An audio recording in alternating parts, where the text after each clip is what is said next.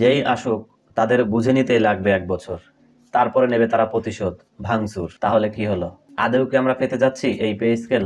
অন্তর্বর্তীকালীন সরকারের অর্থ উপদেষ্টা সালাউদ্দিন আহমেদ কি বলল পে স্কেল নিয়ে? প্রথমে আমিও বিশ্বাস করতে পারিনি, পরে বিষয়টি নিয়ে একটু ঘাটাঘাটি করে দেখি ভিতরের রহস্যটা কি। অন্তর্বর্তীকালীন সরকারের অর্থ উপদেষ্টা সালাউদ্দিন আহমেদ এই পে স্কেলের বিষয়টা নির্বাচিত সরকার অর্থাৎ 2026 সালের ফেব্রুয়ারি মাসে নির্বাচনে যে দল জয়ী হবে তাদের উপর ছেড়ে দিয়েছেন। এখন প্রশ্ন হলো, এত কিছু করে তাহলে কি হলো? নবম পে স্কেল দেবে, কমিটি গঠন করলো, জাতীয় নির্বাচনের পূর্বেই ঘোষণা করা হবে নবম পে স্কেল, ঢাকঢোল পিটিয়ে জানানো হলো। তাহলে এখন এই শেষ মুহূর্তে এসে এটা কেন বললো? আর নতুন সরকার আসলেই কি পে স্কেল ঘোষণা করে দিবে? যেই আসুক তাদের বুঝে নিতেই লাগবে 1 বছর, তারপরে নেবে তারা প্রতিশোধ ভাঙচুর। তাহলে কি হলো? আদৌ কি আমরা পেতে যাচ্ছি এই পে স্কেল? আর অর্থ উপদেষ্টা সালাউদ্দিন আহমেদ কি বলেছে যে ফেসবুকে শুধু ঝড় তুলছে সবাই? চলুন আজকে আমরা সরাসরি অনলাইন পত্রিকা কালের কণ্ঠে নিউজ ছাপা হয়েছে এই বিষয়টি নিয়ে, আমরা দেখে আসি সেটা।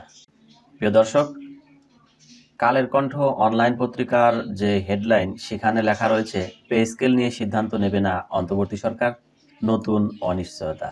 নতুন পে স্কেল ঘোষণার জন্য জাতীয় বেতন কমিশন গঠন করেছে অন্তর্বর্তী সরকার।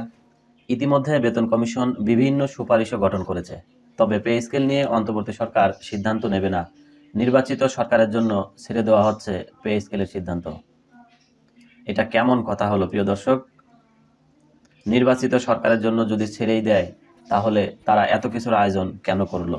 আর তারা যদি পে স্কেল ঘোষণা করে যেতে না পারে, আদৌ কি এটা হবে নির্বাচিত সরকারের আমলে এই পে স্কেল ঘোষণা করা? সেটা আসলে ধোঁয়াশায় থেকে যায়। তারপরে কি লিখেছেন? অন্তর্বর্তী সরকারের অর্থ উপদেষ্টা সালাউদ্দিন আহমেদ জানিয়েছেন নতুন পে স্কেলের সিদ্ধান্ত আগামী সরকার নেবে। তার মানে আপাতত তারা এই পে স্কেল নিয়ে চিন্তা ভাবনা বা কাজকর্ম সামনের দিকে আগাবে না বলে এটাই সুস্পষ্ট হয়। তার মানে তারা এখন থেকে নির্বাচনের দিকে এগিয়ে যাচ্ছে। আজ রবিবার সচিবালয়ে সরকারি ক্রয় সংক্রান্ত উপদেষ্টা পরিষদ বিষয়ক বৈঠক এবং অর্থনৈতিক বিষয় সংক্রান্ত উপদেষ্টা পরিষদ কমিটির বৈঠক শেষে তিনি সাংবাদিকদের কথা জানান। তিনি বলেন, একটা কমিটি করেছি ট্যাক্সের ব্যাপারে, কিছু ইকোনমিস্ট নিয়ে, তারা ইন্ডিপেন্ডেন্ট, কিছু রিকমেন্ডেশন দেবে। একটা পে কমিশনের ব্যাপার আছে, সেটা আমরা এখন কিছু বলতে পারি না, ওটা দেখা যাক কত দূর যায়। আগামী সরকার হয়তো সেটা এসে করতে পারে। কেমন কথা প্রিয় দর্শক? হতাশাজনক কথা, দুঃখজনক কথা, বিশেষ করে চাকরিজীবীদের জন্য। কেননা প্রত্যেকটা পণ্য সামগ্রীর দাম আকাশচুম্বী, সেই সাথে বেতন যা রয়েছে তাই। প্রতি বছরে 5% যে বেতন বাড়ে, শুধু তেলের পিছনেই সেই টাকাটা শেষ হয়ে যায়। আর সারা বছরই হতাশায় কাটতে হয় মধ্যবিত্ত চাকরিজীবীদের জন্য, বিশেষ করে 11 থেকে 20 গ্রেডের চাকরিজীবীরা। তো সর্বশেষ কি বলছে?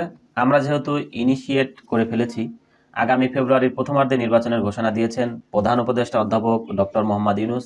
ইতিমধ্যে বিভিন্ন রাজনৈতিক দল নির্বাচনী প্রার্থী ঘোষণা শুরু করেছে। ফেব্রুয়ারির প্রথমার্ধে ত্রয়োদশ জাতীয় নির্বাচনে নির্বাচিত সরকারি পে স্কেল নিয়ে সিদ্ধান্ত নেবে। অর্থাৎ আমি যেটা বললাম সেটাই, তারা এখন আর এইসব বিষয় নিয়ে ভাবছে না। তারা নতুন সরকার গঠনের অর্থাৎ ফেব্রুয়ারি মাসের প্রথমার্ধে জাতীয় নির্বাচন নিয়ে কাজ করবে এখন থেকে। জাতীয় বেতন কমিশন আগামী ডিসেম্বর 2025 মাসের মধ্যে তাদের চূড়ান্ত সুপারিশ সরকারের কাছে জমা দিতে চাইছে। দেখুন, ডিসেম্বরের মধ্যে তাদের চূড়ান্ত সুপারিশ সরকারের কাছে জমা দিতে চাইছে। যারা কমিটি গঠন করছে তারা চাচ্ছে না, যারা কমিটিতে আছে তারা জমা দিতে চাচ্ছে তাদের কাছে। বিষয়টা একেবারে কেমন যেন হজা বরলা একটা অবস্থা হয়ে গেল। এটা আসলে আমরা কেউই আশা করিনি। আমরা চেয়েছিলাম আপাতত অন্তর্বর্তীকালীন সরকারের আমলে এই নবম পে স্কেলটি পাবো। আসলে হতাশার মধ্যে ছিলাম, পুনরায় হতাশা শুরু হলো। নতুন যে সরকার গঠন হবে তারা কি করবে এখন সেটাই দেখার বিষয়। প্রিয় দর্শক, এই বিষয়টা নিয়ে আপনাদের কি মতামত কমেন্ট বক্সে জানিয়ে যান। ধন্যবাদ সবাইকে ভিডিওটি দেখার জন্য।